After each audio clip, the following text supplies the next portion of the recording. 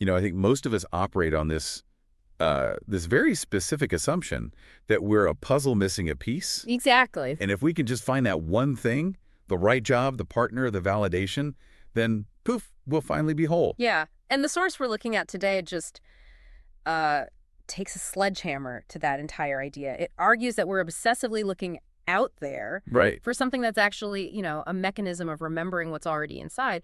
It frames completion not as something you get, but as a return. That sounds, it sounds a bit poetic, but let's try to ground it. The phrase that really jumped out at me was self-fidelity. Hmm. The text defines completion as, and this is a direct quote, the absence of self-erasure. It's a really powerful definition because it's negative. It's all about what you stop doing. You stop erasing your own reality. Okay, but here's the rub. We're social creatures. We compromise all the time to get along. Hmm. So where's the line between being, polite and actually erasing yourself? That is the crucial distinction, isn't it? Compromise is a negotiation of an action. So I'll watch this movie with you, even though I kind of hate it. Right. Erasure is a negotiation of reality. It's, I'll pretend I like this movie so you don't reject me. Oh, wow. Okay, that's sharp.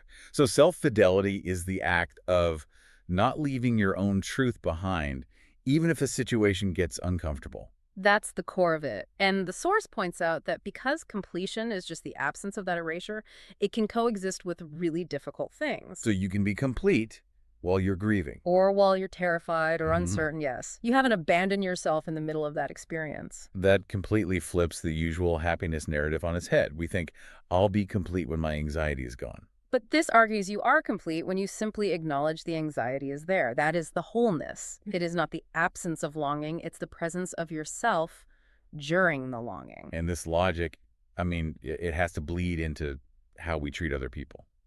If I'm looking for a missing piece, I'm going to demand my partner fill that hole. Which is an impossible burden for anyone. The source pushes back so hard on the whole "you complete me" trope.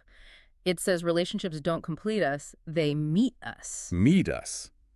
That implies two whole structures resonating, Yeah. not two half structures leaning on each other so they don't fall over. And if you feel incomplete, the text suggests it's not because you lack a partner, but because your attention has just drifted outward. You've lost contact inside. Which brings us to inner coherence. This felt like the real sort of mechanical how-to part of this deep dive. Well, think about it in terms of like physics or energy. When your thoughts, your feelings, your body signals, and your actions all line up. You have zero friction. Exactly.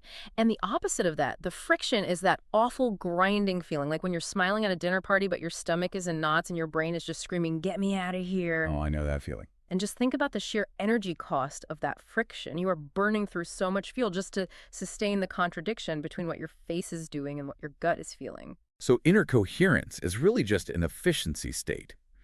When you stop erasing the desire to leave, even if you choose to stay, the friction goes away. Because you aren't fighting yourself anymore. You've acknowledged the truth. I want to leave, but for now, I am choosing to stay. That is the absence of self-erasure. And the result isn't necessarily some massive dopamine hit.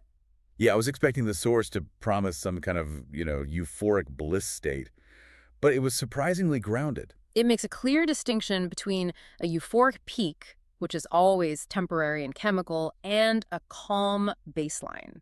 Completion feels like a calm baseline. It's the absence of that urgency to be someone or somewhere else, Exactly. allowing truth without negotiation. That seems to be the mantra here. It's maybe less exciting than a roller coaster, but you can actually live there. And the process for getting there is described as just simple. Listen again, respond honestly. Stop negotiating away your reality for someone else's approval. So it puts the responsibility right back on us. We don't need to go find anything. We just need to stop hiding what we already have. It's a return home. Which, if we look at the big picture, it leaves us with a pretty provocative question. And what's that? If completion is just the absence of self-erasure, what part of yourself are you currently negotiating away in exchange for approval?